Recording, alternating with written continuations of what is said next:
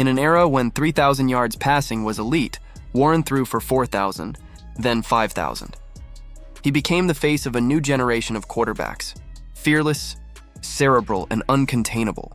In 1990, he led the entire NFL with 4,689 passing yards, a staggering number that shattered expectations. He made 6 straight Pro Bowls, turned Houston into a playoff contender, and inspired a wave of young black quarterbacks who finally saw themselves reflected in the game's most important position.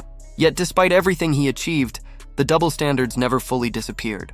When white quarterbacks showed swagger, they were praised as confident leaders. When Warren did the same, critics called him arrogant. When others struggled, they were human. When he did, he was a headline. He was no longer fighting for a roster spot. He was fighting for fairness. The burden of being the first is that you don't get to fail quietly. Every throw became a referendum on every black quarterback who would come after him. Every mistake became ammunition for the doubters waiting in the wings. The pressure was relentless, but Warren bore it with the same composure that had carried him since Washington.